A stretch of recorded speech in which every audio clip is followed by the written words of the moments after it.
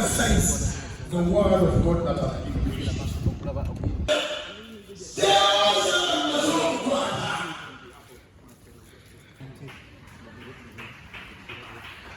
Oh, your divine calling in your success. Your success is divine. Is divinely predestined. Your success.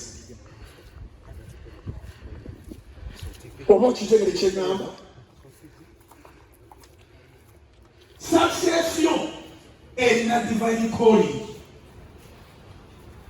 Ajiba na bantu seko mwingine. Na kuna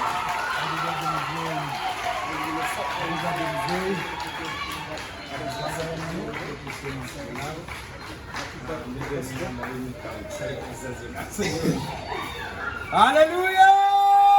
Tukubire Yesu engaleza amaanyi ate tunagamba tutya zikubire waggulu mu linnya lya Yesu abange serowozanga amaze okukwata naye nduubirira okukwata kwebyo Yesu bye yankwatirako kyeyakwatako nga kikyo mwesige ekigambo kye kyaketebwa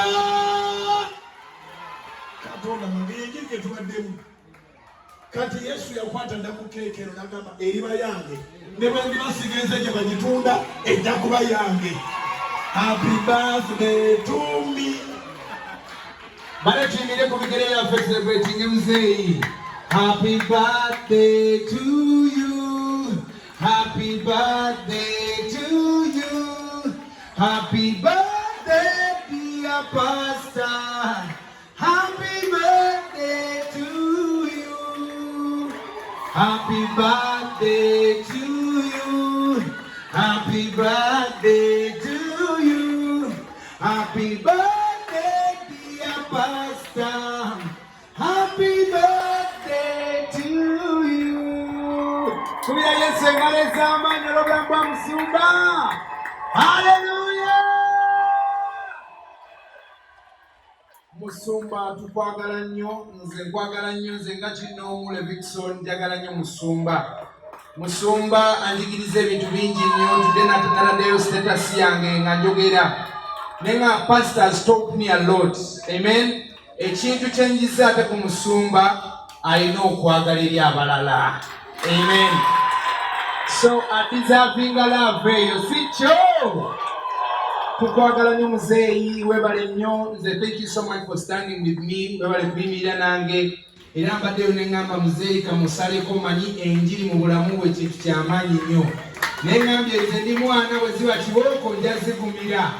After this, but he really deserves to be celebrated. He's a man of God. Nze ambeereddewo nnyo ansupporting nze mu show zange. Kintu kye mbadde nga siraba nnyo. He has been a father in my life. He's still a father. Whenever I want to reach him, opportunity yongifuna. So omuntu ng'ono sobola taking up for granted. So taking up bulamu bwe n'olunaku luno for granted. Amen. Njagala okubira Yesu akalulu ak'amaanyi ak'obuwangazi.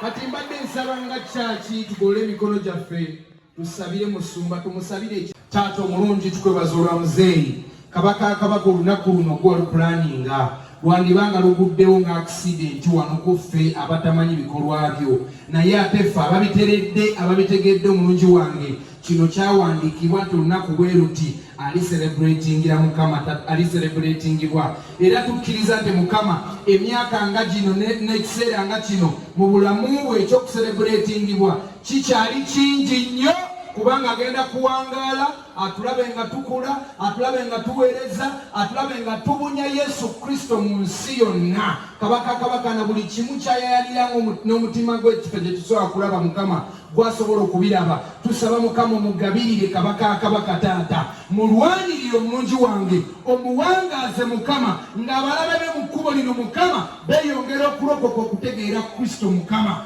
Weebale kubanga gwabikola. Tukkiriza tewali kisobola kubaawo otali omulungi wange. Weerage eri obulamu bwe, weerage eri famire ye, weerage era buli kimu kyonna kyakwasako omukono. Buli waanaalinyanga Mukama leka ekisa kyo kirabisibwe. Kabaka weeyongera okumwambala. Let him decrease and you increase. life. Tukwebaza kubanga ko Katonda agabirira mugabire talaking nga mulinye erya Yesu agenda kuwangala awangalire ddala. Amen. Hallelujah. Amen. Thank you. Jangu yabenyereza badde nsoma. Ba Philip yanza Levickson neyanziza team ya short ya Double was Park neyanziza surprise ya mwe era muli bakisa mulabye ekisa kubanga munjiri sina mumbozi sina mukwano munjiri kasitansuke dakika nga 5 ezisooka era muntu usawo nga sitegede bani abajja sitana benga team eyi nze nensalawo nzire walala kubanga mbadde na connectinze ndakubirala nandi Katonda naye Mukama basonyi nange basonyi Mukama omukisa waliwo ekisalu yimuse nzijukiza netubaleka kati nkoma akafaananyi nga naye mwana ddogo no ngakikubye nnyo mwana. Okay, ladies and gentlemen, my name is One the King himself, King of Television. Nga bulijjo nkola ne Sir Lawrence ate ku kamera. Tulina omukulu Levickson olunaku leero alina kyakoze kye twagala okuba nga tuwogerako katono nnyo. Levickson tuli musajja nnyo wa surprise. N'olunaku leero tukulabye ng'olina omukulu go surprise nze. Why, where, when? Omusajja oyo bamuyita Pastor Bujingo leero mazaalibwa ge. He really deserved it. He even deserves more than that. But only that is what I could afford. You know, kakeeki nemusalako wali era kibadde nnyo era to me it really looks historical even to people around him because teri muntu asala mu service ye ng'omusanze abikudde Bible asomye Bayibulaniya muganda wange nenyingidde walinga kibanda wenenga eno woko wagitegedemo kati kambuuze gwe lwaki otute riski eno? I had two men. I love Pastor Bujingo. Mwagala nnyo mukwano gwange, mzeyi wange. He's a blessing in my life. You know, Gwe Smith Ondabye from day one. Musajja mbadde nze, remember I started my shows nga hustle 2012 nkola gospel music concerts. Nanjagala mwana abantu bategeere nti gospel music it's not a joke. We really tuli ready okuministering eri ensi yonna. Si bantu abamu brackets ze babateekamu. Oshegera 2018 walaba nti waliwo difference mu show zange. Yes, shenda zonna zafunanga abantu naye walaba nti eno yo yali unique n'abatajja bafeeling ekintu okitegeera.